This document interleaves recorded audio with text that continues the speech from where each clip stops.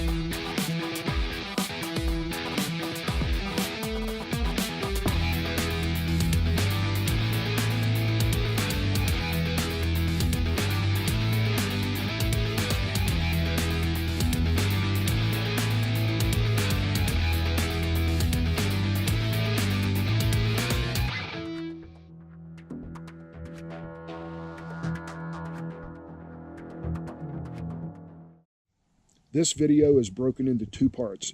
The first part is the do's and don'ts of retrieving. The second part is a demonstration of our first Positive Trained Retrieve protocol. If you're a member of this community, you'll be able to watch straight through and watch both parts of this video. If you're not a member of this community, you'll only be able to see the first part of this video. So go on over to www.positivegundogtraining.com/pro to sign up and help drive the content. Welcome to segment 1 of this video. In this segment, we are going to talk about the do's and don'ts of retrieving. Retrieving, or better, the sheer joy of retrieving, is extremely important, and it is one of the hallmarks of our training method.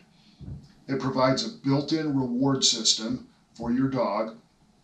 It provides a very good tool for training the more advanced techniques of gun dog training, such as directional hand signals, blind retrieves, and that sort of thing.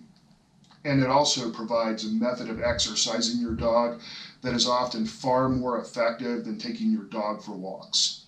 So let's go ahead and talk about some do's.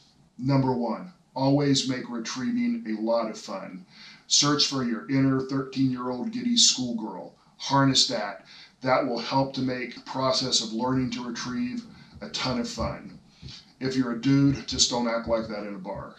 Number 2, move away from balls and toys to bumpers as quickly as you can. But that said, give your dog time to warm up to new retrieving items. Your dog may not realize that this new strange item is a lot of fun, and he's not going to know until it becomes a lot of fun. Number 3, once your dog begins to enjoy retrieving and starts to understand how it works, use retrieving as a way for your dog to gain the things that it likes and it wants. If your dog wants to go out and play in the backyard, let it do a little retrieve for you inside first. When you do this, retrieving becomes increasingly more important to your dog and therefore more reliable. Okay, let's talk about some don'ts. These are things that I see people do that mess up retrieving. Number 1, if you're having a difficult day working on retrieving with your dog, just put it away for the day. There's always tomorrow. If you get frustrated, do not shove a bumper or another retrieving item into your dog's mouth and don't hit your dog with it.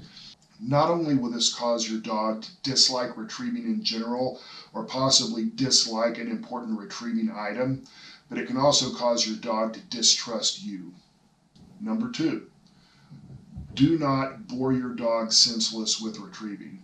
Typically, I only throw about a half of what I know that dog will retrieve during any given retrieving session. This always leaves the dog wanting more. In subsequent training sessions, your dog will become increasingly more excited about the prospect of retrieving. Number 3, this is a big one that I see a lot of people do at dog parks, and in my opinion, it is one of the biggest no-nos with retrieving. Do not put your dog in competition with other dogs to make a retrieve. I see this at dog parks where people throw a ball and a whole bunch of dogs rush for it. Well, only one dog gets it, and that can cause a number of problems. Number one, if your dog gets that bumper and other dogs try to take it away from him, your dog is likely to become hard-mouthed. In other words, he'll learn to squeeze down on that bumper so that other dogs can't take it. Number two, he's going to get used to playing keep away, running around and trying to keep the other dogs from grabbing the bumper. And in a worst case scenario, your dog may get attacked for having that bumper by another dog with a very high retrieving drive. Once another dog scolds your dog severely for having the bumper, your dog's retrieving drive can very easily diminish greatly.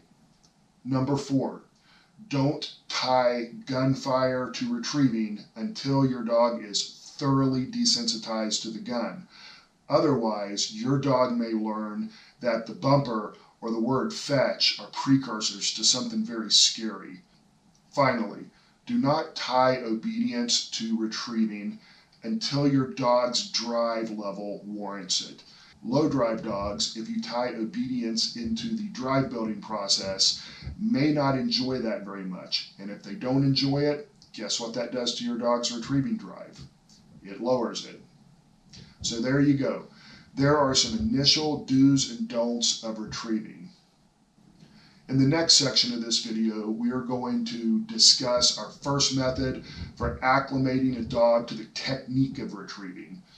If you're not a member of the Positive Gun Dog Training Pro community, please go to www.positiveGunDogTraining.com/pro and sign up and watch it, as well as the other videos and articles that we are building in our library.